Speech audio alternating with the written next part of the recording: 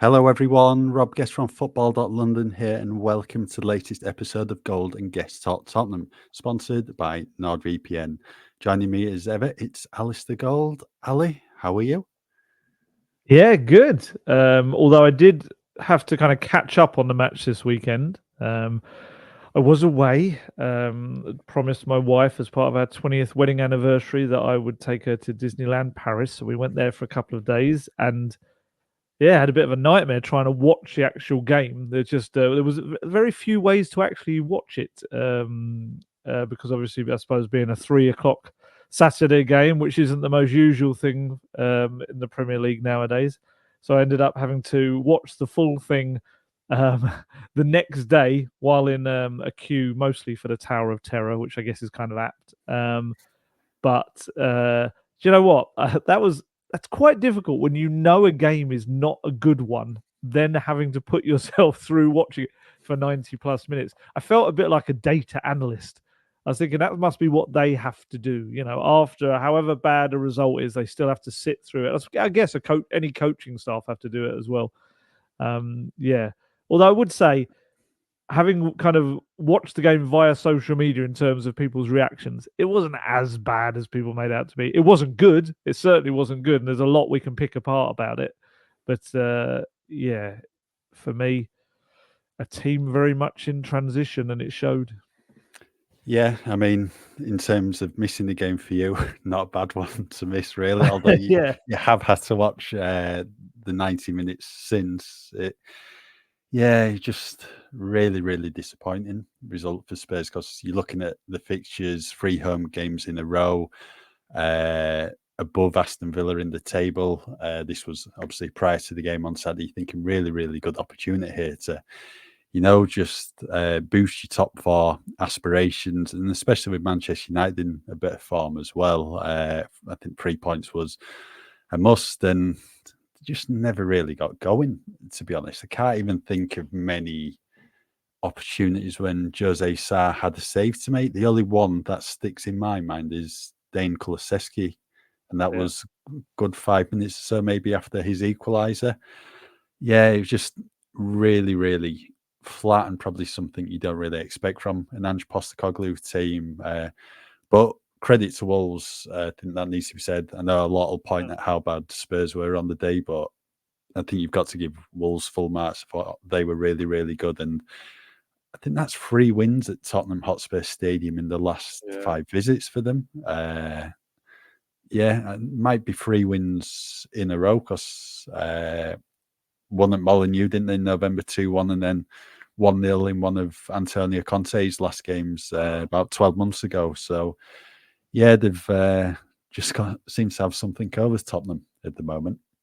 Yeah, you're spot on. It's one of those things, isn't it? Spurs are allowed to be Man City's kind of bogey side, but Spurs aren't allowed to have bogey sides. And I do think Wolves are one of them. I think you're spot on. They just seem to, their style naturally is like a bit of a kind of an antidote to the way Spurs play, and they seem to be able to always give them major problems. There's obviously been the odd game that Spurs have won. I mean, Nuno ironically beat them, didn't he? 1-0 his old team. But yeah, just have problems that Spurs have against them. And that was very evident on Saturday. What was the atmosphere like in the stadium? Was it kind of quite subdued? What was it like? Yeah, I'd probably say subdued's probably the right word. To be honest, they weren't given a right lot to cheer about with Spurs' Yeah. struggles in the final third. So that's understandable. Yeah, it's just one of those frustrating afternoons, especially when you look back at a number of the games this season when they've been like really exciting, playing football on the front foot and giving fans something to cheer about. They just didn't really on Saturday. It was weird. It's watching it back, obviously on a very small queue, very small phone in a queue. While I was waiting to get on the ride, it was a very long. The ride kept breaking down. That was why it was such a long queue. So I managed to watch a good 60, 70 minutes or so of the game. And yeah, it wasn't quite the game I was expecting from social media in terms of I thought that Wolves were picking Spurs apart for 90 minutes constantly. It wasn't quite like that. It was like they chose their moments, Wolves. There was a few moments early on and then later in the second half where they did exactly that. It was almost like they kind of played in the Conte Spurs way when they were at the best under Conte, when they were really just taking any moments they could. I mean, the possession stats, like Wolves had 29% possession in the game, which is just it's mad, and it just obviously shows you the old Jose kind of sentence, isn't it? Possession doesn't win you a game. The There's only scoreline does. one stat that matters, and that's Absolutely. the scoreline.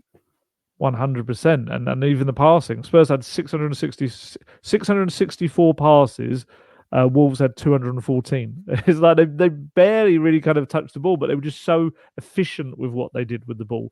Spurs had 15 shots on goal. They only put 4 of them on target.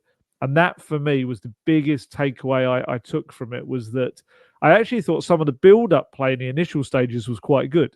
Sometimes a bit slow, but on the whole, they got kind of towards the final third quite well. And then that was where it fell apart.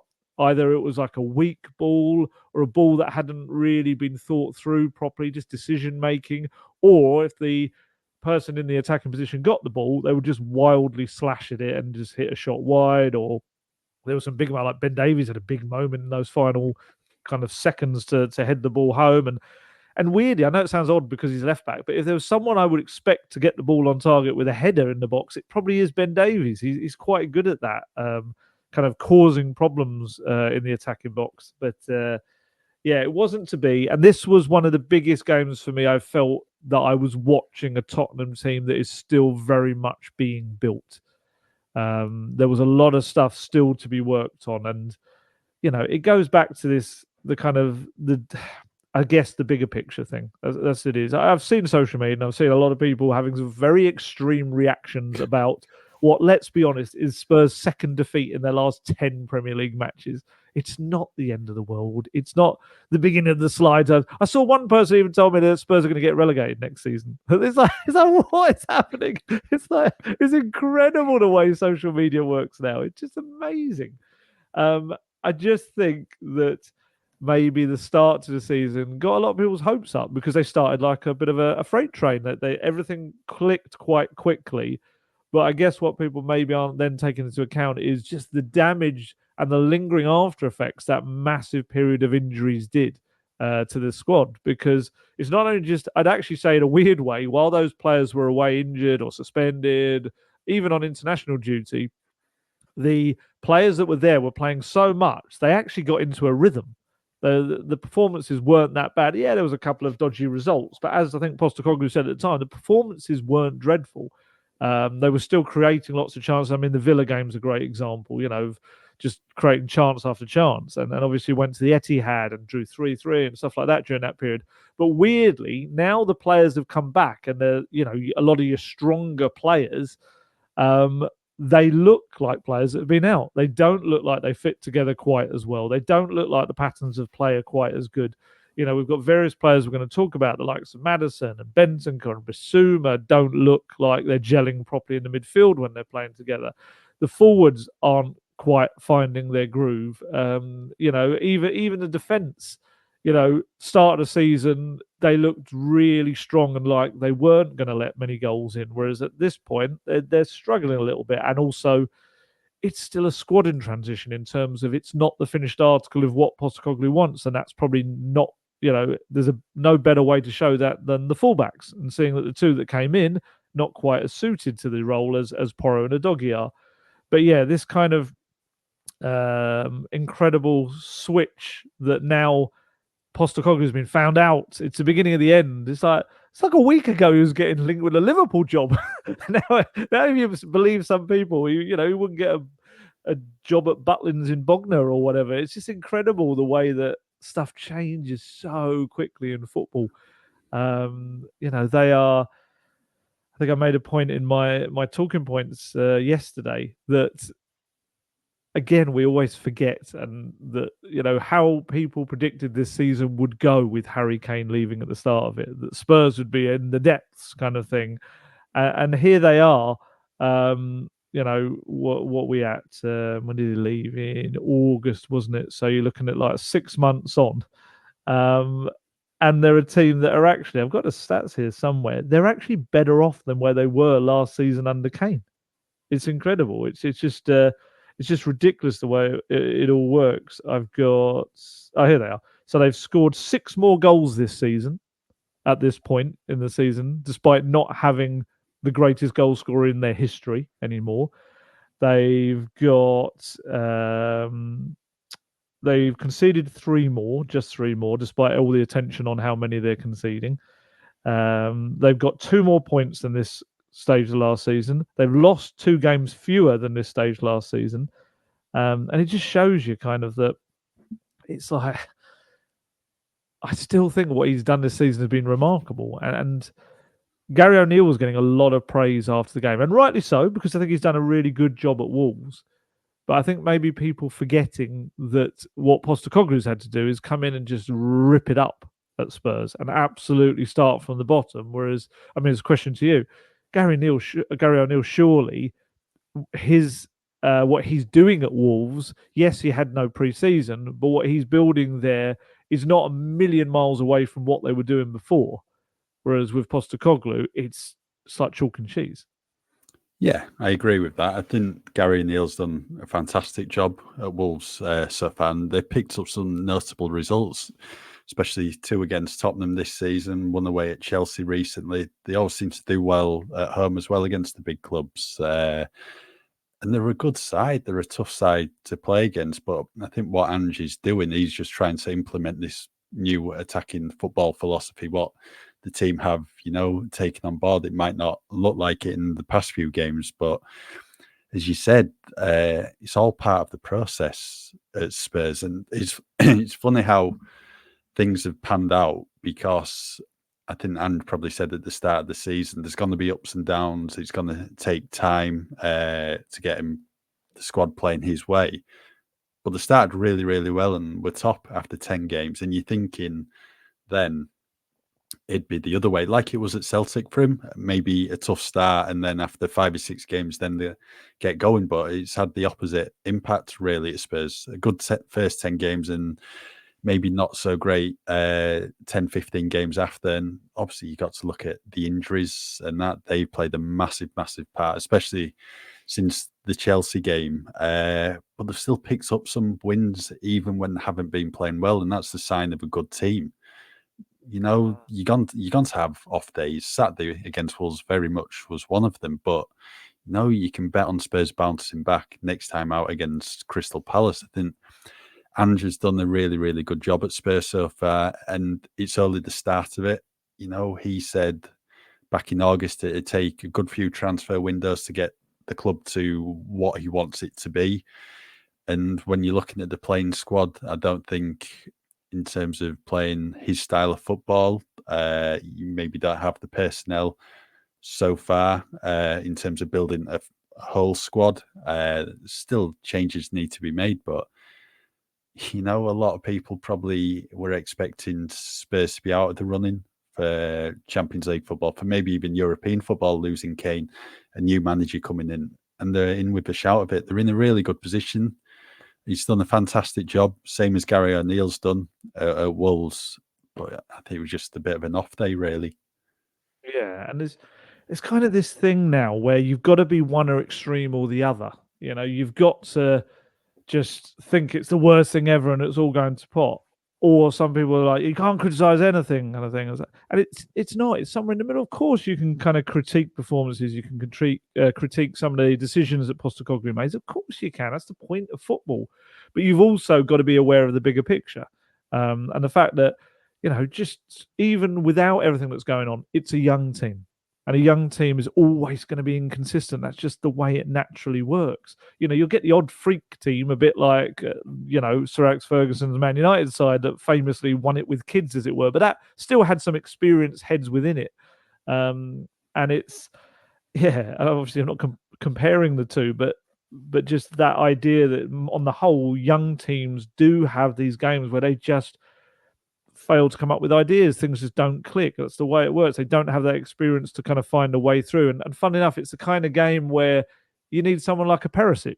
Perisic comes in and just delivers a little bit of a magical ball, a perfect delivery into somewhere, and he makes a difference. And people do kind of overlook little things like that. And I'm sure Postecoglou, if you asked him, he'd probably say, yeah, that's where those players come into their fore, when it's a tight game, a tough game, where you're trying to find a way through, and you have someone that's been there, done it all, and they can come in and do that. But I'd imagine Postecoglou is probably thinking, okay, yeah, here we go again. We're at that stage. Okay, yep. Every time, every club I'm in, this is what happens. You start to get people being a little bit critical that kind of come off the train. They worry about where we're heading. We'll worry about the direction. And as he said in the past, that's when he comes alive. He relishes that. He loves it when people start to doubt it. That's when he can kind of really show what it's all meant to be. And as we've said a million times, and this is not to like write off this season, because it's absolutely not the case, but we know the second season is always the stronger one with a Postecoglou team, always. And that means that this first season is going to be a little bit of a work in progress. You're going to get some games where you like the Villa. I mean, the Villa game. Talking about that, Villa should have, and they admitted it. Ollie Watkins and Unai Emery both said they probably should have been 4-5-0 down at half time. They absolutely got obliterated. Spurs played, funnily enough, some of their best real Postecoglou football in a game they lost. It's just the irony of it. Whereas sometimes you'll have days like Saturday when just nothing seems to click. But it doesn't mean it's the end of the world. And I agree that certain aspects like the defence shouldn't be conceding as much as it is from set pieces. That for me is a little bit of a concern. That's something that needs to be stamped out, because we know the defence naturally is going to concede chances because of the open way that the team plays. So you don't give them even more help by being a bit naff from set pieces and allowing someone free, which seemingly quite a few occasions recently. But yeah, this team will click. It will gel. It will get stronger and stronger, and it will be continuing to be built. I still think they'll finish top 4 this season. I still think they will. I think there's still a long way to go. Is it 13 matches to go? I weirdly think, while most people would want to go straight into another game, I actually think this little 2-week reset may be a good thing for them to kind of really work on some things in training that they need to. But yeah, sometimes you're just going to have a day when too many players are off form and have a bad day at the office, and this was one of those days. What was he like in the press conference after? Actually, both, because I didn't see the pre-one. What was he like pre-match, and what was he like post-match? Just before I speak on that, you mentioned something about Sir Alex Ferguson before. Earlier in the week, Simon Davis, the academy director at the club, was on the Off the Shelf podcast, Tottenham's in-house one, and he was speaking about Ange, and he actually made comparisons with Sir Alex Ferguson, saying, obviously, when Fergie was at United, he changed the culture of the club, and that's Simon Davis has said Ange is doing that at Tottenham right now. Brilliant. And what he also said is, those from the outside looking in can maybe see the changes Ange's made, but it's even more impressive, internally what he's done as well. Everyone's singing off the same hymn sheet, and that everyone's on the right page. So he's made big changes at the club already in 9 months. He's been at the club. Like I said, it's just a process. They're going through one. They're not going to win every single game. There's going to be ups and downs, and we might have seen a bit of a down on Saturday. It's just the way it goes. But yeah, in terms of his press conferences, pre-match, it was all right. Post-match, he was definitely disappointed, I think. Obviously said didn't start the game well. First half wasn't great. Controlled it, but just weren't threatening enough, really. I think he was asked as well about, what was it, how he basically said he's not a magician at the end of it. He's a football manager. That was in relation to maybe the past performances, how we can, get him back to the best after previously maybe struggling in some of the games, but getting out of jail, such as the Brentford and Brighton ones. And yeah, he was saying, I'm not a magician, I'm a football manager. It's all about hard work on the training pitch, and that's what it's going to be over these next 2 weeks. And just, just got to put things right. Yeah. Was he? He likes to be a little bit contrary after defeats. Was he kind of doing the opposite for any of the questions? Like, I think I saw something about conceding a lot of chances, and he said something like, "No, we don't." It was like they do. Yeah. He did mention that. I think he said Wolves probably had about 3 or 4 decent counter attacks, although one of them was offside. So whilst they did concede quite a few chances, and let's be honest, I know you were reading out the stats, and Spurs might have absolutely obliterated Wolves in possession and passing.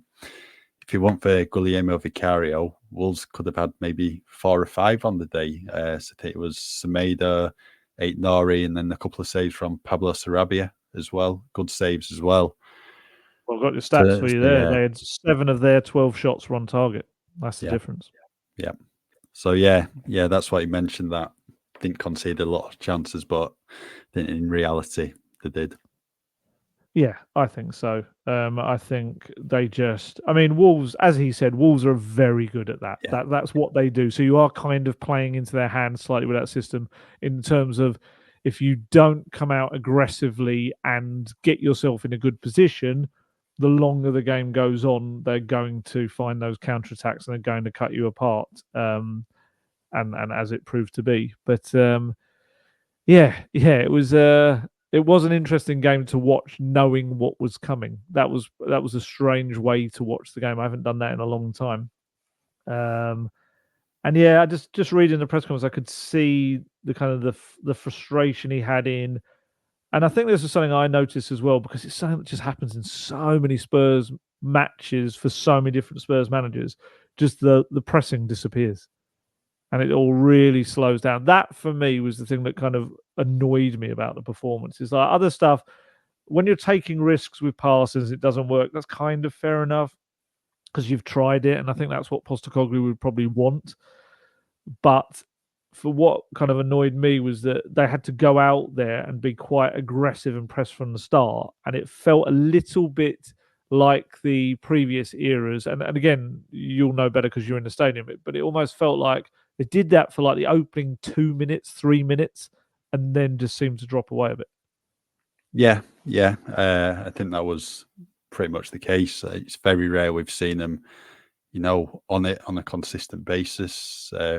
The Villa game, probably the best example in the first half, but recent games, I think Brighton and Brentford, the opposition have been the better team, and Spurs, have started slowly and maybe managed to get out of jail a couple of times.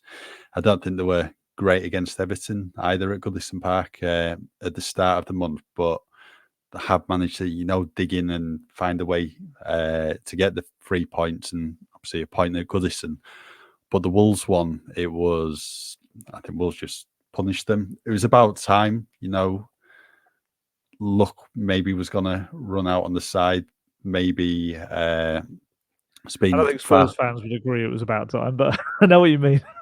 Yeah, I mean, maybe they have been, had luck on the side a lot of the games, Brentford and Brighton, when they could have maybe lost or not got the 3 points. And I think it was going to catch up with them at some point, and it did.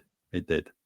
Absolutely. Yeah, no, I know what you mean. No, I do know what you mean. And I think that's going to be Ange's biggest thing to fix in this 2 weeks ahead, more so than even the technical stuff. It's the attitude change, because he shouldn't, accept that in any way, shape, or form. There's no reason for it. There's no tiredness. There shouldn't be any tiredness. They're playing a game a week.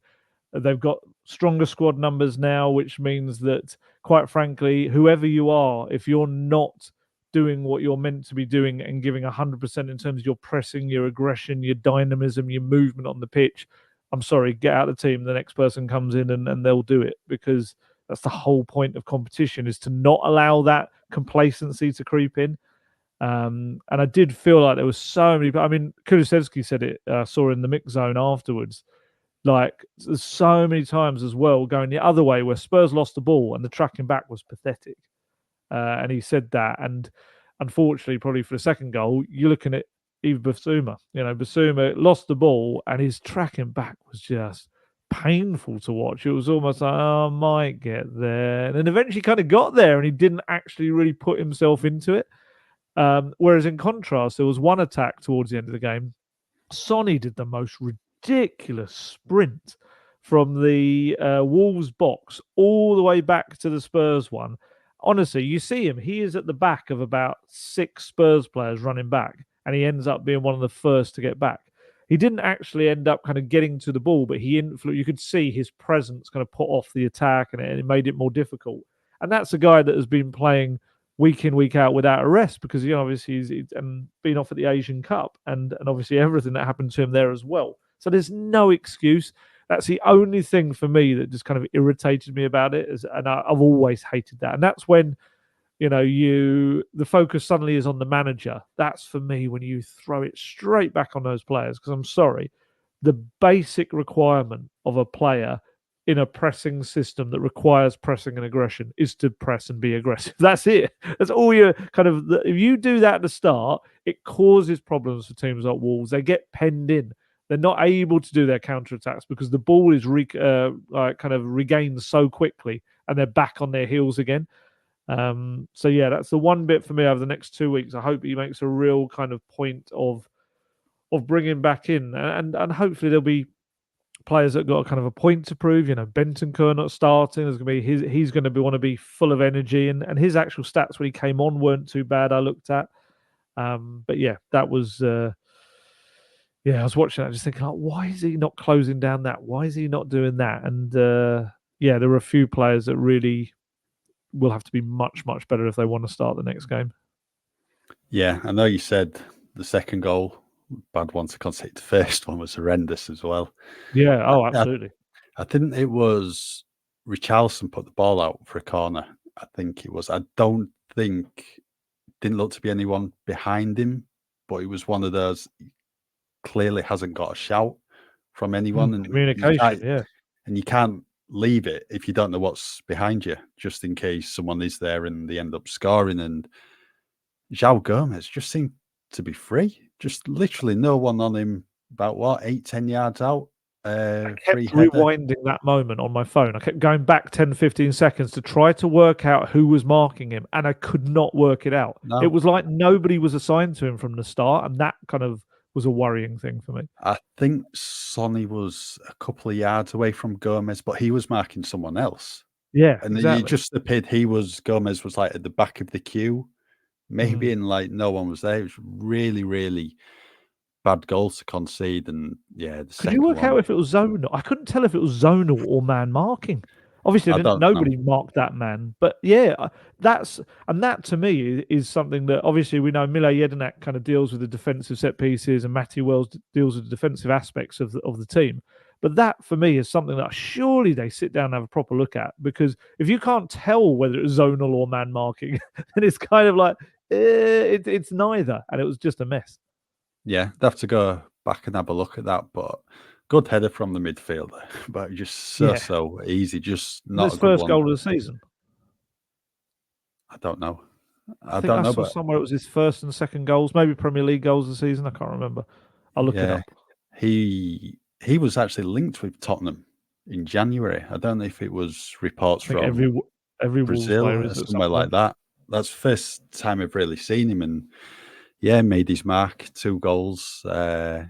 He's just not good at all from a Tottenham perspective. Just in terms of the team, then what Ange selected, no fullbacks, no Pedro Porro. He got a strain in training. Destiny Udogie picked up, I think, a knock the week before against Brighton towards the end. They're not expected to be on the sidelines for too long, just short-term injuries, but I think their absence was glaring.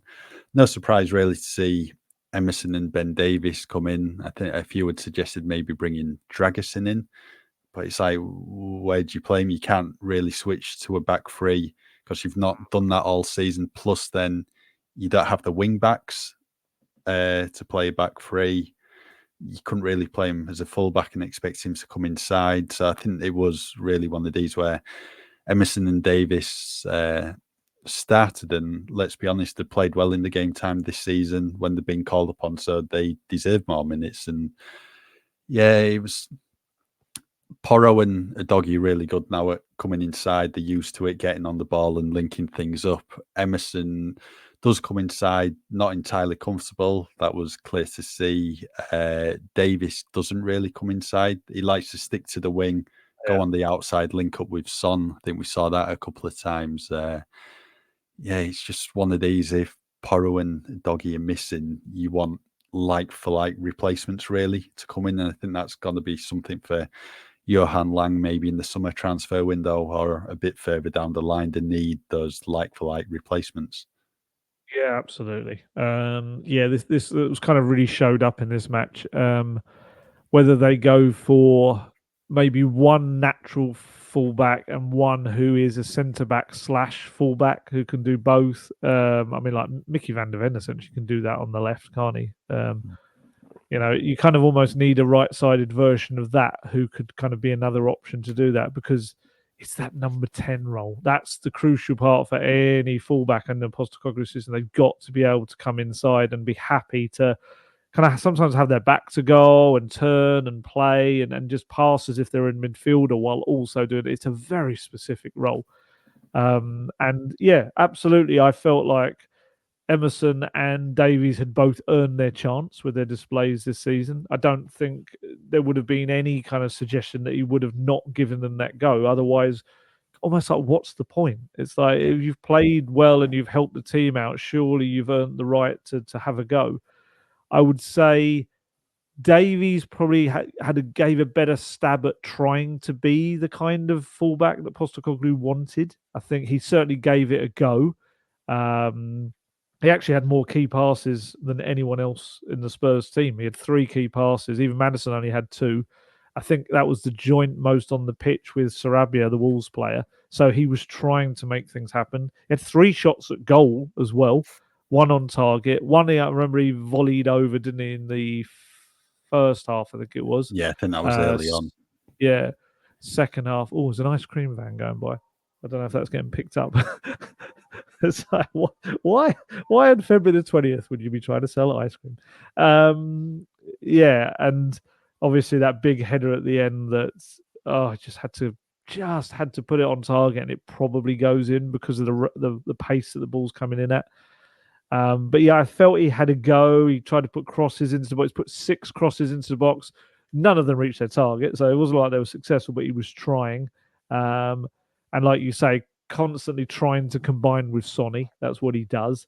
So I think he was trying to be a real attacking outlet, maybe at times too much, maybe leaving a lot of space behind him. But then, that's kind of what Destiny Udogie will do in the role at times as well. But obviously, maybe you could argue Udogie's then got the pace to get back a little bit quicker.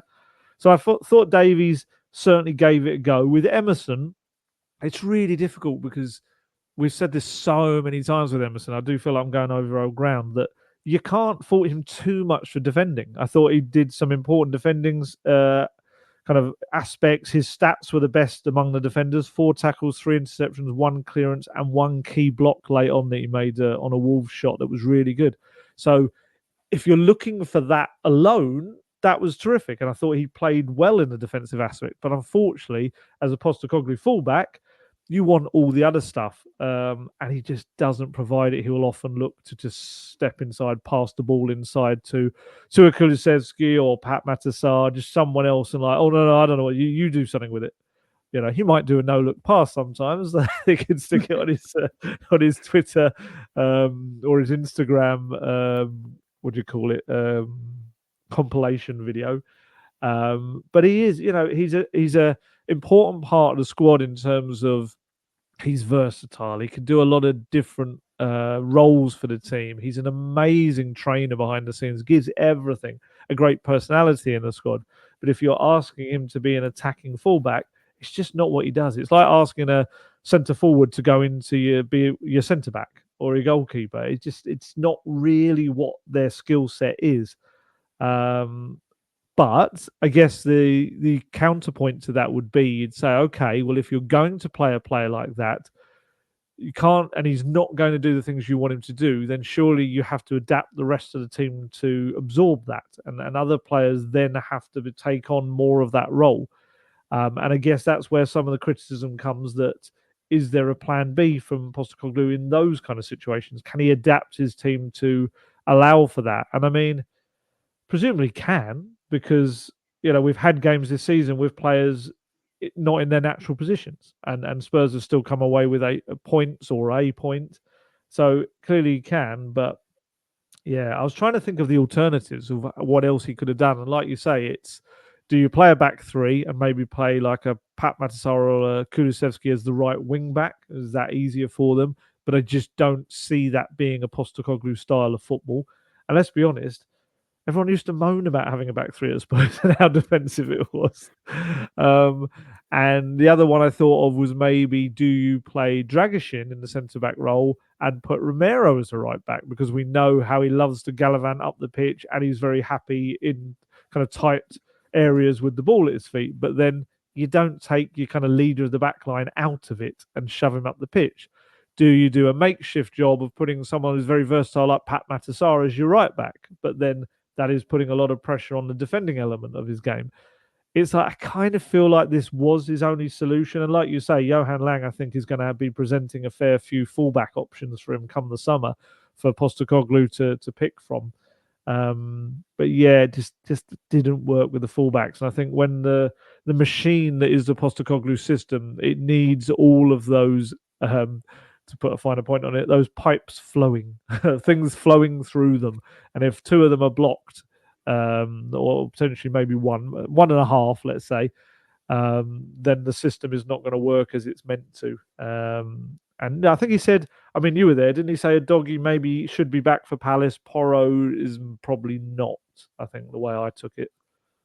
I'm not sure what he said on Porro. I think basically, like you said, the Doggy should be back for Palace. I think they're both going to be short-term injuries. He said the major one was Fraser Forster, who fractured bone in his foot, potentially out for a couple of months. So it was Brandon Austin, who was second choice keeper. But 2 weeks until the Palace game, so plenty of time for them to work on the fitness. Yeah, I agree with you, what you're saying then. I just don't think there was many options really for him.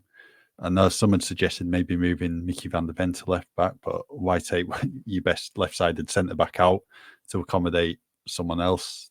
You just best players in your best position. And yeah, Emerson and Davis, I don't think there was really much more else Ange could have done in terms of the starting team. Right, we're halfway through the pod. A bit more to speak about after the Wolves game, so we'll talk to you now about the benefits of using NordVPN. Ali, you were in Disneyland using NordVPN.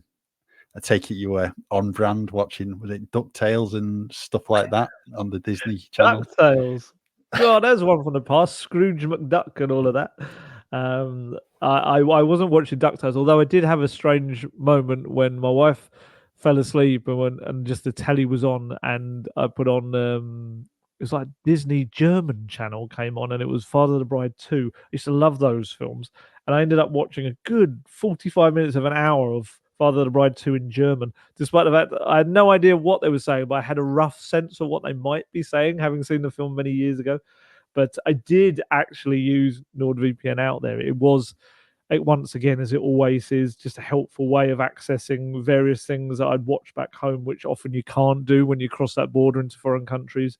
So I did have my NordVPN turned on and ready to use for loads of stuff. And, I said this last week, but I do love the fact that, we're a podcast that gets obviously lots of nice comments, people talking about it, and we're very lucky to have a very healthy, I was going to say listenership, but we also have viewers obviously being on YouTube nowadays as well. But we also get a lot of comments from people telling us about Nord and how they've got it because we talk about it. And I kind of really like that. It's just, it's kind of become this little funny aspect of the show as well, where actually people will make jokes and laugh about the fact that, they use NordVPN. I saw someone tell us on social media the other day it would feel like cheating if they used any other kind of service other than NordVPN, and I quite like that. I love the fact that it's become a little part of the show. And look, yeah, it's the reason that we're kind of talking about it quite enthusiastically is because it is something I do use, and I've used for work and I've used for holidays. So I'm not kind of just selling it. Someone that's kind of used it, and it's been very, very helpful for me over the years as well. And if you're not aware of the kind of specifics of it, it is the fastest VPN in the world. That means there's no buffering, there's no lagging, and you can stream your favorite shows from anywhere in the world without your bandwidth throttling. And you could use it for other things. You could use it to book flights from another country, let's say, because sometimes it can be cheaper if you're booking them from the actual country that you're getting the flight from, rather than from, or flight to, sorry, rather than the flight from, like you do from the UK. You can use it for security aspects. It's better, helps you out if you're using public Wi-Fi abroad as well, just to helps lock up your phone or your device, your tablet, whatever, that little bit more. And that, it means it can all be cheaper in the long run for you, because you're using it to help you with various aspects of anything really that you might use NordVPN for. And it means you're kind of paying out for Nord, but you're actually saving money overall because of all the things you can do with it. And look, I'm not even doing it, a service. There's so many other things, a whole host of other benefits that you can get from signing up to NordVPN. So why not give it a go? And the beauty of signing up to it through the link, which is nordvpn.com/gold guest, is you get a really good discount off it through us as well. You get no risk with Nord's 30-day money-back guarantee. And on top of all of that, you're actually helping the podcast by doing it, because, it shows Nord that, we're a worthwhile podcast. And like I said, does seem to have been very helpful for a lot of people that have gone on to use it. So, yeah, all good. And the link is in the episode description box if you just missed it there. Right. Couple more things to speak about after the Wolves game before we move on to a couple of other topics. First up, there was a change in midfield. Not one, I think it was one basically that we were expecting. I think it was time to give Rodrigo Bentancur a bit of a breather. It looked like he needed one. Bissouma came into the midfield. His first start since Nottingham Forest away in December. Wow. Yeah, long time ago, just because of that 4-match suspension, time at AFCON as well. So a big opportunity for him to try and make his mark for Tottenham once again, because, he was influential, wasn't he? The first 10 games of the season, played a pivotal role in Spurs topping the league, and I think it's fair to say we've probably not seen the best of him since then. What did you make of Yves' performance? Two different sides to it. I thought, other than the second goal, I thought defensively he did bring a lot more of that solidity that Spurs need. I mean, even just by his stats, 5 tackles, 3 interceptions, and that's kind of what you want him to do in that number 6 role. Although, obviously, Ange will tell you there's no such thing as 6s and 8s. But I did kind of feel, and this has been my gripe with Bissouma over like the last, 3 months, maybe 4 months. Well, it's got to be more than that now, because we know he didn't start a game since December. But the impact he has in the opposition half has just dramatically declined. I felt like at the start of the season, one of the big reasons that the Maddison, Bissouma and Sarr trio was working was because Bissouma was so dominant in the opposition half as well. He would drag the ball past about 2 or 3 players. And so when you had a team like Wolves that was sitting back, he would take players out of position, and that would suddenly create space for other players. And that was such a big thing, and a part of why Spurs did have a lot of success with that midfield trio. Whereas now, feels like almost like he does his job in front of the back 4, takes the ball, plays it off to the sides or stuff, does that well, but then doesn't really link up too much in the attacking areas, doesn't seem to have the confidence to take people on in the opposition half, and isn't direct and kind of dynamic with what he does with the ball. And I think that's been a big loss to Spurs. It's a bit like Dembele. Dembele wasn't a guy that you were going to get many shots at goal from. He wasn't a guy that you were going to get a killer final ball from. But what he would do was in that final just before the final third almost, just a kind of area midway in the opposition half, he would take a couple of players out of the game with a little turn, with a little bit of holding the ball, just anything. And that would allow suddenly everyone else in the attack to suddenly have the more freedom than they previously had. And that's what Basuma was bringing. And I don't know why it's gone from his game. And again, that may be something that is worked on in these couple of weeks. Maybe even ask Ange about it at the next press conference, whether it's something his work in the other side of the pitch. I mean, could it be that all of the kind of suspension issues he's had this season, Basuma, have caught up with him, that he's worried about getting himself caught in a position where he has to then suddenly put a tackle in the wrong end of the pitch and picks up a yellow? I don't know. But I don't know if that really affects your dribbling ability and how you take on players. Although I guess he did actually pick up the yellow at Luton, didn't he, for trying to dribble into the box and then diving. So maybe. But yeah, I think if they can get him back to that, that's a key part of the Postecoglou system suddenly working again. I mean, I know it's kind of very much looking into the future in terms of a couple of weeks' time. Do you keep the same three again for Palace? I know there's a lot of factors that could happen over the next 2 weeks. I think Sarr and Maddison start regardless. Then I think it's one of Bentancur and Basuma for the other position. I don't know. I think they're both in similar positions in terms of they just need minutes under the belt. That's going to be key for Rodrigo Bentancur getting back to his best because of those 2 injuries in 2023. He did a really good interview in the Matchday programme Saturday. We opened up on those injuries working under Ange, and he thinks, he's going to be getting back to his usual levels soon, but that's all going to come with, more time on the training pitch, game time as well. He did also mention that Costa had a 2-week break after the Manchester United game in January. That wasn't the best thing for him in terms of his match fitness. He just wants to play. So I can't imagine this break this weekend with Chelsea in the cup final is a good thing for him.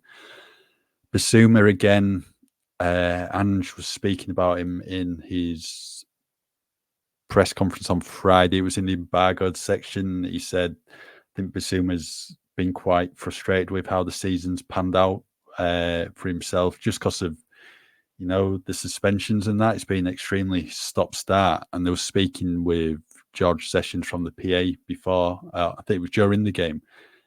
If Basuma gets another red card, that's 5-game ban, is it? Yeah, I think so. I think so. Not 100%, but I think so. Yeah, because obviously he got 4 for the Forest one because he'd already if it's been a straight off. red. Yeah. I think it would be, yeah. Maybe, as you were saying, does the disciplinary impact his game really? Because he's already missed so many games. Maybe. And I think what's not helped him is that sending off against Forest and then going to the AFCON, and you're thinking he's going to be an influential figure for Mali in their cup campaign, and it just wasn't, was it? They played 4 out of the 5 games. Minutes was limited. So obviously there was reports of him contracting malaria ahead of the tournament. Both him and Bentancur just need the minutes, but I think with Sarr and Maddison starting, one will get them, one will have to make do with a roll off the bench. Yeah, it is. It's 2 players needing minutes, but are in the same position. It's like, yeah. Can we give you a half each kind of thing? Yeah. I do think Bentancur, whoever comes on, I think will make an impact. I think that's an important thing as well. And especially with Bentancur, I think there's probably a little bit more of an attacking impact he can make as well. And yeah, I mean, we've been trying to say this for a while now, that Bentancur was never going to be the top peak player he was, even like, let's say, a year ago, before that crucial injury. For a while, it's going to take him time. It may not even be till next season, or certainly towards the end of this one, but it will come. But right now, yeah, you're playing with a slightly, just I guess, a rustier version than what you had. What do you make of Maddison? didn't really influence things in the final third as you'd want him to do. I think he teed up a chance for Kulusevski towards the end of the first half. It was a decent move. Kulusevski hit that wide. I think he had an opportunity on goal from outside the box, what just went over. I mean, I thought Wolves were decent in midfield, made it difficult for the likes of Maddison, Sarr, etc., to get going. And yeah, I think maybe he could be in similar boat to Bentancur and Bissouma in. He just needs the minutes. I think that was maybe his fifth game since he returned from injury. He's going to take time. Ange was asked about him after the game and basically said he's ready, he's fit. If we're looking for individuals to win his games, we're not that team. It's about a collective rather than the individuals. That's what's got us there so far. But I mean, it just wasn't Maddison really in an attacking sense. I thought Sonny had very little impact on the game. I think he swung in a really good cross in the first half when no one was, in the area challenging for the ball. Richie, I don't even think had a shot at goal, probably. No chances fell his way. Hold up play maybe wasn't the greatest. And then Kulusevski was probably the better out of the front three. Seemed to turn it on a bit more once he got his goal. Was unlucky with another curling effort, but yeah, just in terms of an attacking sense, I just didn't think it really clicked for them. No, Sonny was so isolated. Sonny had no shots at goal and no dribbles. I mean, when have you ever heard that for Sonny? That's what Sonny's about, dribbling and shooting, and he didn't have either of those. He wasn't brought into the game enough, I felt. And that's down to, I guess, Maddison as well, down that side, trying to bring him into it. Richarlison, I thought that was one of his poorest games in a while. He's been so good, obviously, in recent months and really stepped up. But I felt on Saturday his hold-up play was dreadful. It was like bouncing off him quite a few times. And that's kind of, one of the kind of minimum requirements you always get from Richarlison is that he kind of does hold up the ball well. He scraps for it, he battles for it. But if the ball is constantly kind of rebounding off him, that's not then allowing the likes of Son and Kulusevski to get up there and do what they do. I felt Kulusevski was probably the busiest of the front three. Obviously, scored a lovely goal, lovely feet for the goal, and like knocking it through Sarr's legs. It was a beautiful goal, and it kind of came at a time when you were like, yes, that's when it should really kick them on now, and they didn't ever really build on it. I think he had 4 shots at goal or something, 2 on target. Just none of them really made it. And even like when Werner and Johnson came on as well, didn't really manage to impact it. I do think a lot of it comes down to the midfield not being right. Look, there's definitely individuals that can be better in what they're doing, but I feel like the midfield not gelling and clicking is having a knock-on effect in both the attack and defence because it's the go-between. It's if the midfield is playing the passes through. There were a few times again where the attackers were the wingers were making runs, but no one was playing the ball. And whether that is Maddison or Sarr or Bissouma, or whether that is the fullbacks, obviously, who maybe it's not their first instinct to do that. I mean, crikey, there was one ball, wasn't there, from Emerson to Davies that flew over Davies' head. And it was like, oh my God, you're under no pressure in your own half. And it's like, that wasn't good. Didn't Postecoglou put his head in his hands? I think the He camera did went at that moment. Yeah. It yeah. wasn't a good one. No, it wasn't great. And to be fair, Davies tried a few. I think Davies did one crossfield ball that was quite good, but he also pinged a few long balls that went off target as well. So yeah, even the attackers when they were trying to make their runs weren't getting the ball anyway. So I do feel like that midfield it needs to be right. That's kind of what he's got to decide on in this fortnight and get that midfield really kind of in its groove again. Because the knock-on effect was the attack looked really kind of blunt. And he said it numerous times that the attack is the biggest area for growth to come with this Spurs team. There's so much more that he can do with it. And, Villa game aside, there's not many games I feel like, certainly in recent months, where we thought, oh, crikey, they could like put 5 or 6 away in this game. And that's where they're falling behind a little bit, I feel, especially when you've got a system that is all about really going for it and putting teams to the sword. If you're not doing that, then you've got to find a way to make that happen.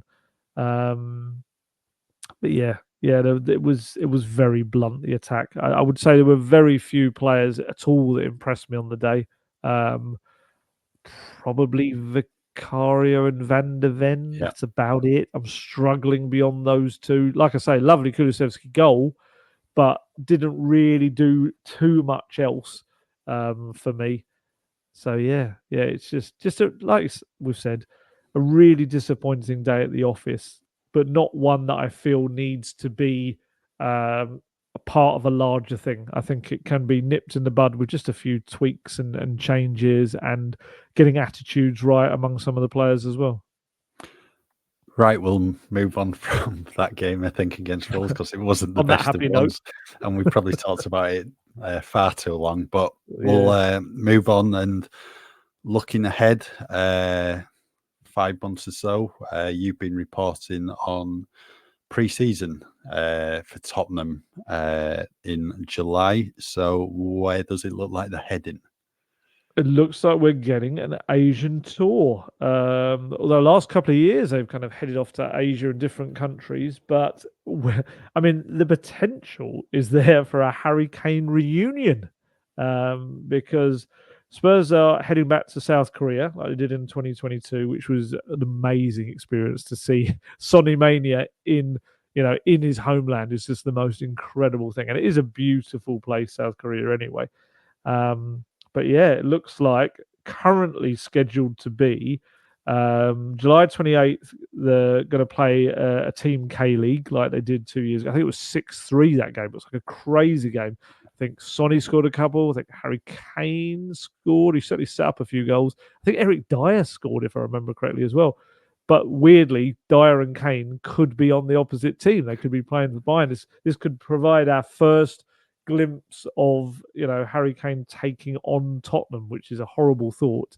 Although I should also point out, of course, the Bayern game, it would be on currently scheduled. I don't know how locked in this is yet, but it's currently scheduled to be August the 2nd.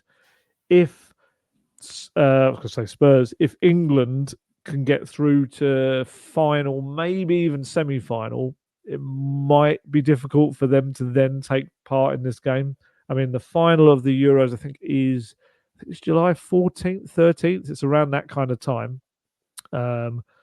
And you're supposed to get 3 weeks off really after that. That's probably then not going to be an August 2nd. So that's why I say could see Harry Kane making a reunion, having a reunion with Spurs and Sonny and the like. But it'd be a good game. But like part of a 3-match Asia tour, so there'll be another kind of part to this as well to come.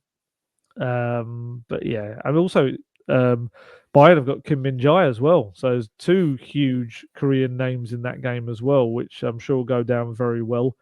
Yeah, it could be a bit of a busy kind of post and pre-season, because obviously Spurs looks likely they'll do a little post-season quick friendly somewhere. Obviously, it's been mooted that potentially Melbourne, Angie's city where he grew up. So they could be doing a fair bit of travelling. But look, it's all part of the game now, isn't it? It is. You've got to. There's a lot of Spurs fans out there that don't otherwise get to see their team. This is taking it out to them. It is also, of course, very lucrative for the club, and it's one of those kind of things, isn't it? Everyone wants transfers and they want like pay the money, but then when they go on these kind of tours, that's where a lot of money comes from to go to then towards the transfers that will take place in that summer. So I don't think you could get too kind of upset about it. I mean, gone are the days when Spurs would play like a friendly at Stevenage and like that. Although they came back, didn't they? During COVID, we had Yeah. what do we have? We had Leighton Orient, Colchester and Colchester, MK MK Dons. Dons. Yeah, I remember that. It was it kind of was going back old school, but I guess the point is that a the fans in the local area, they have the chance to go and watch Spurs because that's it's not too far to go. Whereas those fans, I guess, on the other side of the world, this is their biggest chance of being able to see them, unless they want to spend thousands and trying to get to a game. So I get it. I do get it. Sometimes it can be a little bit too much, and the schedule can be a bit relentless.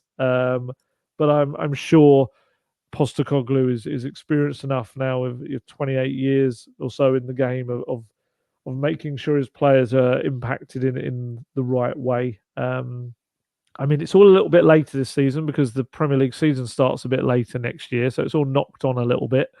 And like I say, I'm intrigued to see, especially with the Copa America and Euros going on until mid-July, how many players are then available for that tour. But that works in another way as well. Let's say, you're going to get Sonny because unless, bad injury or something, which, touch wood, there's not going to be. But it gives a chance to some other players we get a chance to see. A certain Lucas Bergvall will be hopefully on that tour. We'll get to see a lot of him. We'll get to see players like Alfie Devine come back, Ashley Phillips come back and get game time. Alejo Velis, Velis, could he make the Argentina squad? I I suppose it think it'd depends be on the last few months. Be a bit bit of of a a push. stretch.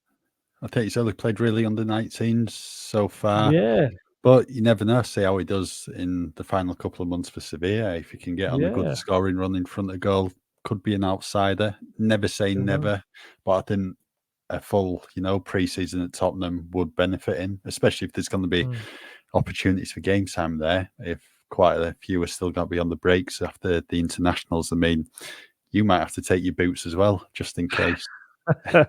Oh, that would be great for me. Awful for Spurs and all of South Korea to watch. But yeah, it's. I'd imagine you're only going to be probably missing 2 or 3 players. Really, the ones that get through to the final. Q2 finals now, where everyone's playing like Brazil, Argentina, and the Copa America. So you lose Romero, Lo Celso, Richarlison, maybe Emerson as well, and England against. Who would be the worst for? Oh, Sweden.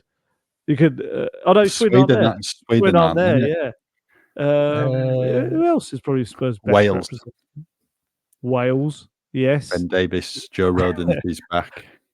Yeah, that'd be incredible. That's if Wales qualify as well through the playoffs. Yes, this is true. But yes, it would be another amazing experience. We were talking before we came on air. It's been a while now since they've gone to the USA. Obviously, I can understand in a cynical point of view, kind of cashing in on the huge popularity of Sonny and Postecoglou with Australian stuff. But yeah, the Americans haven't had Spurs for it'll be 6 years now. And I know there's a lot of passionate American fans out there as well, waiting for Spurs to come back to them. So be interesting to see whether maybe next year they head back there. But yeah, no, but it all sounds very cool. And yeah, I mean, those stadiums will be absolutely packed. Yeah, there will be. And when they were leaving Hotspur Way on Friday after Ange's press conference, there were so many Korean supporters outside waiting for Sonny. There must have been about 100 plus. Son did, come out and sign all the autographs and pose for photographs. I think we've seen him before. He'll come out in a golf buggy. They'll bring him out from the training centre. No, I think he was just there with a security guard. I think it was. But no, everything well no behaved. one came out and said, sorry, the sun will come out tomorrow. No. Your face. Oh, dear. I just thought that I had to get in there. But no, they are there every press conference, aren't they? The Korean fans are so dedicated. They kind of make I'd imagine they probably, when they're coming over, they'll book it as part of an experience of going to a match, but also kind of make sure they're there outside the training ground. I mean, he's just so good with them, isn't he, Sonny? He is. I imagine everyone who was waiting got either an autograph or photograph with him. Happily spent his time there. So it's always good to see. And I think that was the case as well. Probably the open training, a few of the players signing all the autographs when they're going around. And then there was a lot actually inside the stadium waiting to get the autographs and that. So no, it's always really, really good to see the players interact with the fans. Yeah, absolutely. No, he's such a good guy, Sonny. I was watching his interview yesterday that he did like an extended 11, 12-minute interview with the club about just kind of coming back and his love for the club and the fans. And he's just genuinely a terrific guy, isn't he? I think Spurs have, to be fair, have got this kind of really nice core at the moment of, I'm not saying that like they had horrible players playing for them before, but just this really nice core of decent human beings. I mean, the James Maddison stuff before the match as well. I mean, you were there. I think, was it Charlie? I want to make sure I get his name right. Samuel. Samuel. Sorry, Samuel. That was it. Samuel. Yes. Taking young Samuel out onto the pitch. That was, for me, was probably the nicest moment of the day, because obviously the game was so dull. I just thought that would just, yeah, that's lovely. That for me is, I mean, you were there, wasn't he? Kind of getting the whole stadium to applaud this young man who, there was worries. I think he wasn't even going to be able to walk at one point, and now here he is walking out onto the Tottenham Hotspur Stadium pitch. Yeah, Maddison always comes out last, doesn't he? When the 11 players walk out, and yeah, hand in hand with Samuel, just taking his time to join all the rest of the players, trying to whip everyone up as well, get a big cheer, and did the same again once Premier League anthem happened, and all the players, had shook hands. Maddison, I think it was Alan Dixon as well. Holding hands with Samuel, and they both walked him off the pitch as well again, took the time, and he comes across so well, does James Maddison. I think that was just clear to see on Saturday. A really nice moment, and let's be honest, probably the best moment of the day, I think. Yeah, honestly, absolutely it was. Right, we'll move on to something else. What happened on Saturday? Ryan Sessegnon was in action for the under-21s. I think it was West Ham they were playing. Spurs had quite a decent lineup. Dane Scarlett, who's been in the first team squad recently, he started. I think Jamie Donnelly as well. Ryan Sessegnon, very attacking team. Players who've played in the first team, and yeah, for Sessegnon making his comeback. He's only played the one so far for Spurs this season. That was against Burnley in the FA Cup in January. That was a matter of minutes off the bench. I think he'd only made his return to training last week as well. Spotted him involved in the open training session, and yeah, his game time was unfortunately cut short. I think 37 minutes when he came off the pitch. It's, terrible for him, really, for a player who, wants to try and make this impact at Tottenham. He just doesn't have luck on his side at all. No, it's rubbish. I mean, in a parallel universe, we're not talking about Davies and Emerson as the players that are coming in. We're talking about, let's say, Jed Spence and Ryan Sessegnon coming in as the fullbacks on Saturday. Obviously, Jed Spence, differing reasons, just never kind of impressed Postecoglou. But for Sess, oh my goodness, to have 11 months out of match action, come back, and then you're kind of forced almost to play against Burnley in the FA Cup late on, because they weren't even going to use him, and the game just required him to come on. And just felt a little bit of an issue, just kind of essentially having been out for so long and coming back. So that put him back a little bit. Then he had to kind of make his way back into training again, gets back into training. And I think Postecoglou said, didn't he, in the presser the other day, like it was getting a body of work kind of behind him of training minutes. And obviously a good decision, I felt, to put him in the under-21s, get him some game time there with less kind of tempo and pressure that you'd have in a Premier League game. And yeah, I went and watched that back as well, large chunks of that. 33 minutes technically was when he went down. He went to go and put a cross into the box, and it was like a really weak cross. And you wondered, like, oh, how did he kind of, like, funny connection? How did that manage to not really go anywhere? And you looked at him, and as he kind of hit it, he started to fall to the floor. And he stayed down there just with his hands on his head. You could see he was absolutely gutted by it. And there was, the reason it says 37 minutes he came off was because it was about 4 or 5 minutes they were kind of working on him, the physios, trying to get him up. They eventually got him up and towards the fence so that the game could continue. And he was kind of leaning against the railings, the fence at the side of the pitch at Hotspur Way. And you could see, couldn't even really put much weight on it. And it was just rubbish. And eventually the physio, one of them had to kind of put together these, I presume they carry them in their bags in like a an disassembled form. They have to put these crutches together in 2 or 3 sections, and they put it on, and he went off with a crutch under both arms, heading off. It's just really, really rubbish for him. For what I understand, it is a hamstring problem, but this time on the other side, and it's just like, what are the chances? It's just rubbish for him. I do feel sorry for him. I know that there's people out there that will say, "Oh, he gets paid very well. He's draining the club of money. All this. This is nothing he can do about it.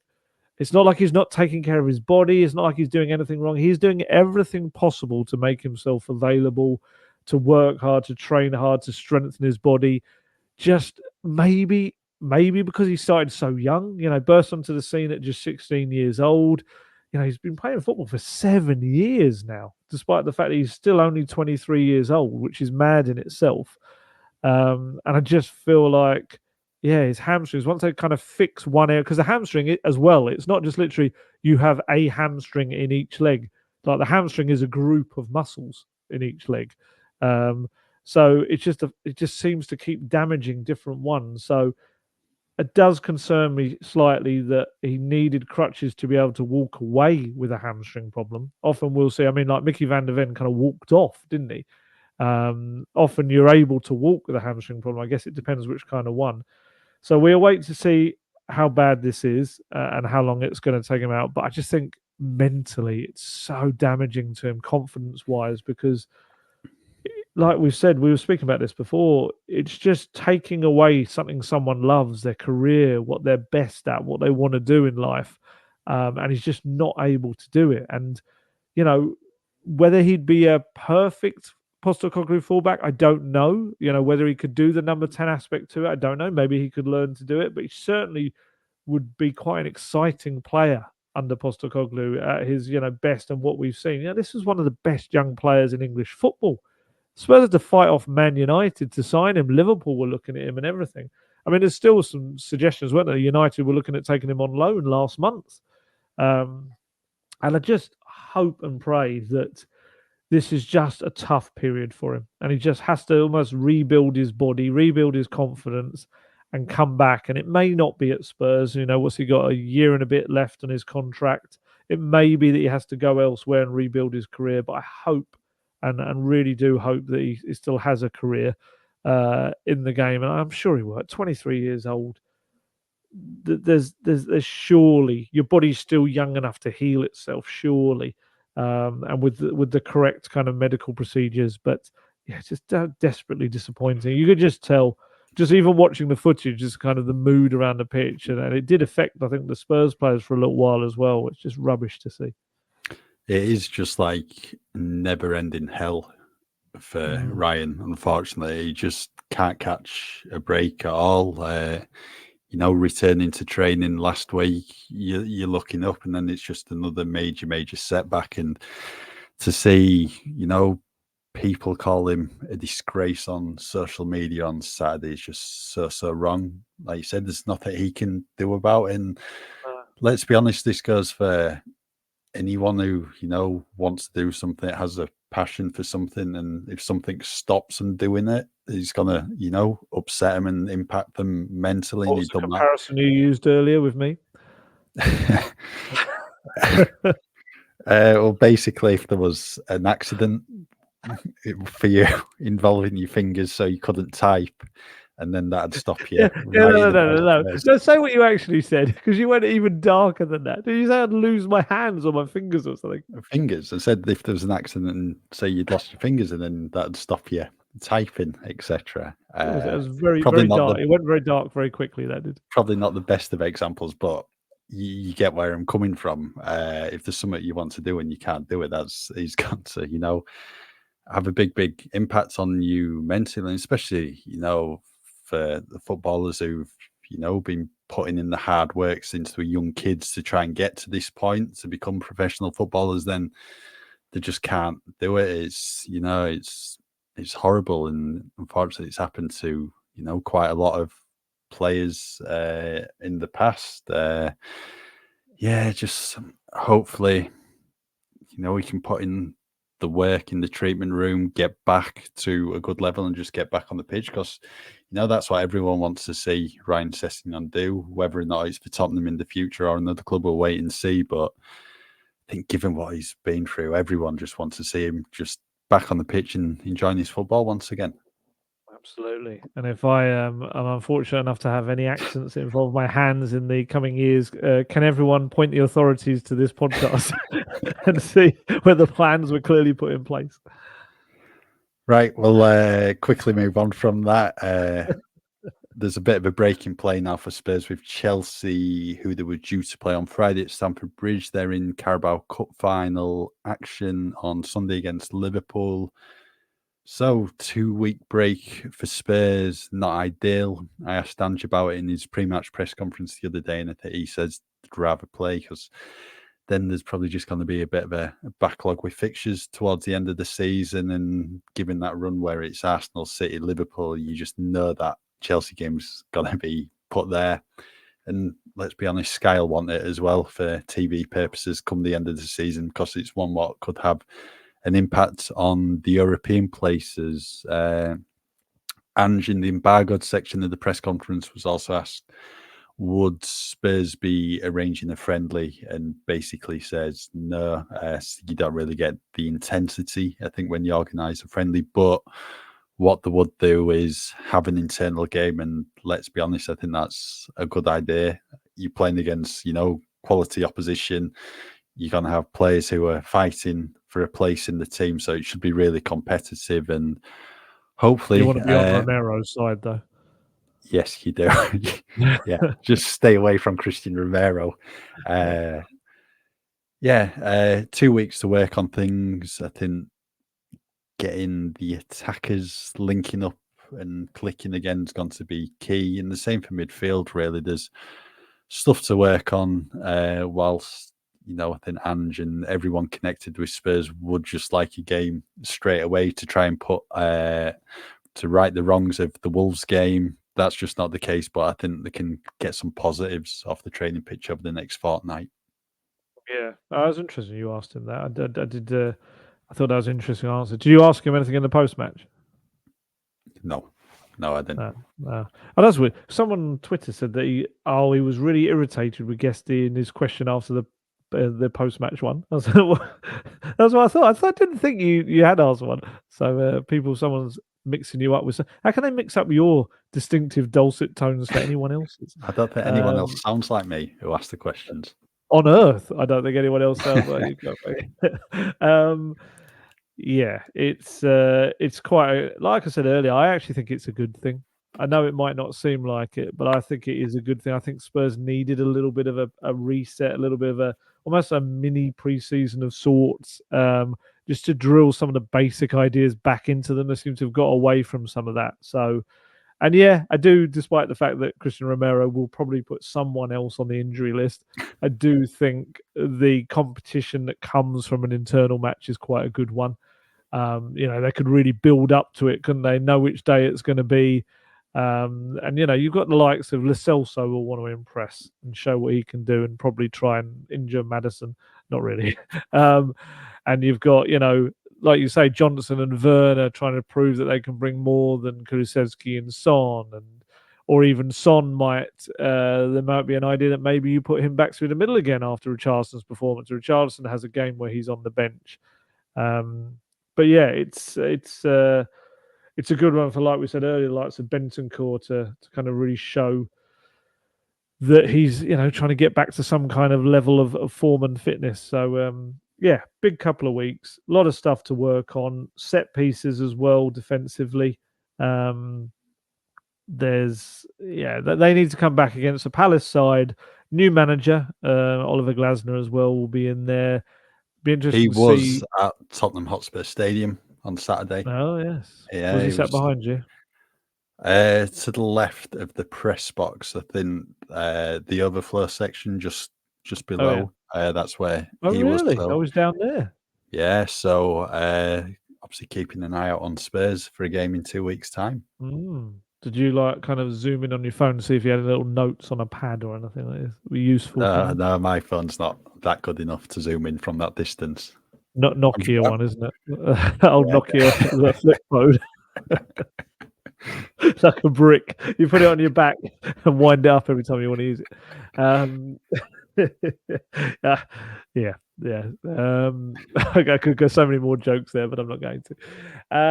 Yeah, it's we get to see kind of how quickly where there is a new manager bounce, which the stats show isn't always the thing. We get to see how different a style of football they will bring. They will have under him. He was someone that was linked with Spurs kind of at one point as well. Yeah, but Spurs have to come back to the game and really be on it. They need to. I think they need to give the fans a show. There's been a few kind of stuttering performances at home recently. That first half, especially, they need to come out absolutely flying out of the traps for the whole half, not for like a couple of minutes, and give everyone something to cheer for because the games only get harder and harder really in the coming kind of weeks and months, and then there's some biggies on the horizon, and they've got to be in the right frame of mind and momentum for them, because this is it. This is all they've got to focus on now as the Premier League. So, yeah, I think it'll give them a couple of days off, you'd imagine, in the middle. Often they normally get like the weekend off in the middle of a week, like a fortnight like this. But around that, yeah, working hard and upping those intensity levels. Yep. Right. Just before we call today time on today's pod, because we're approaching the hour and a half mark soon. Ali, A long one. very long one. You were keeping an eye on the loan players this weekend. A few of them in action in the same game. There was Alfie Devine, Ashley Phillips playing for Plymouth against Joe Rodon's Leeds United. Leeds won 2-0 at home park. Then Alhova Lees made his comeback for Sevilla off the bench. I think they've got Real Madrid next, possibly. So not a bad full debut for Lees if he can start. And I think young Matthew Craig was on the score sheet as well. Yeah, there's a few little notable ones that we can kind of flag up among them. Like you say, Alejo Veliz making his Sevilla debut, came on late on, about 86 minutes he came on, sent a header at the goalkeeper. He did have a chance, could have scored in his debut, but he didn't quite do that. But there's been a lot of praise coming his way for what he's been doing in training there. So I think, their number 10, we'll see him probably starting matches quite soon by the sounds of the way the coach is. Quique Sanchez Flores, isn't it? It's the old Watford manager at Sevilla. Is he there now? Wow. Yeah, I'm pretty sure Wow. it's him. Yeah, so I'm sure he'll get plenty of game time coming up. Jed Spence, another unused sub performance for him, or not performance. Like you say, Joe Rodon, Alfie Devine, and Ashley Phillips all coming up against each other as Leeds won. I think it was 2-0. Joe Rodon's just in the most incredible bit of form. He's been an integral part as well. 5 clean sheets in a row in the Championship for Leeds, and 7 in a run of 8 wins they've had. They love him at Leeds. I think Leeds have conceded the least amount of goals in English football as well this season. Really? So he's played a big part in that. And Leeds are absolutely flying at the moment. You'd probably back them for second. Going to be interesting with Southampton and Ipswich as well. But I think regardless of where Leeds are playing the football next season, they will want Joe Rodon on a permanent basis. I think Joe Rodon's going to go for a fair whack of money. I think this is exactly what Spurs want from these kind of loan deals, and especially having no option on the deal Leeds. Rodon could be up there, he could be like 15 upwards, maybe even if he's incredible and gets them up, maybe looking at 20. Spurs could end up making a profit on him. And yeah, no, he's been superb. And Ashley Phillips played well, from what I understand. Alfie Devine, not so much. It was a tough game for him. He had to do a lot of defensive work. But in midweek, I think they played Coventry, drew 2-2, and he got an assist, played very well in that game, and really got a load of praise from the manager and also the fans for that one. What others? Oh, yeah, you mentioned Matthew Craig. Got his first assist as a senior pro in the week for Doncaster Rovers, and he got his first goal as a senior pro. Only 20 years old. Scotland under 21 international. Nice kind of calm, composed finish. So brilliant moment for him. Japhet Tanganga still hasn't won a game yet for Millwall, but he's playing matches, which is a massive upgrade on what he was doing at Augsburg. So at least he's playing games.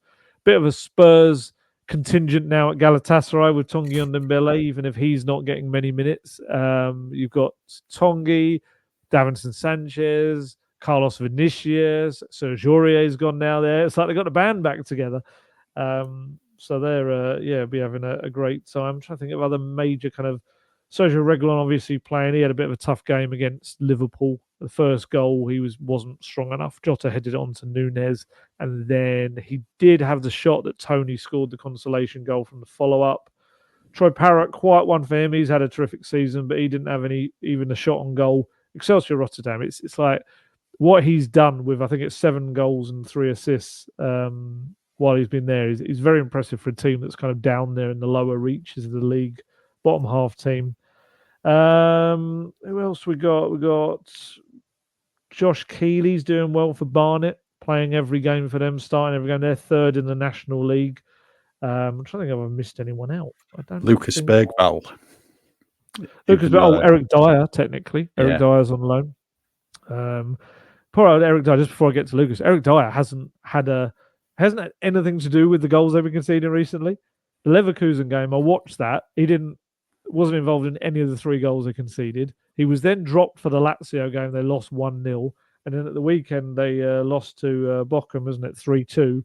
He only came on for the last 4 minutes or so. Didn't even have anything to do with that. So he's kind of not been part of these problems that they've been having.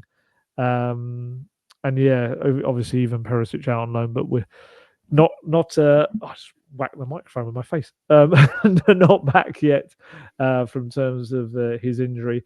Lucas Bergvall, technically not on loan because he hasn't officially joined the Spurs yet, although it is scheduled to officially happen, if you know what I mean. He got an assist yesterday for Djurgården, which was a classic Postecoglou move. Got down the left, cut it back for the striker to score. The attacker to score, and it's we're still a wait to see him, but he's certainly going to be I think a big player for Djurgården in the first half of their season. So I think it might have been a cup match yesterday for them. The season I don't think officially starts till April the 1st, but I think they had some early cup games and friendly games they've got coming up. So we'll see how he develops in the next 4 to 6 months or so.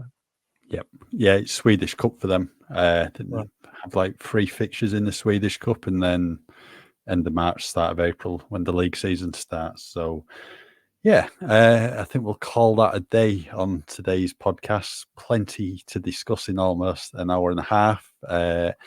We'll be back next week as there's no game this weekend as a result of Chelsea playing in the Carabao Cup final. So as ever, thank you for listening, and just keep with us at football.london for all your latest Tottenham news. To get the best discount off your NordVPN plan, go to nordvpn.com/goldguest. There's no risk with Nord's 30-day money-back guarantee, and you'll help support our podcast. The link is in the episode description box.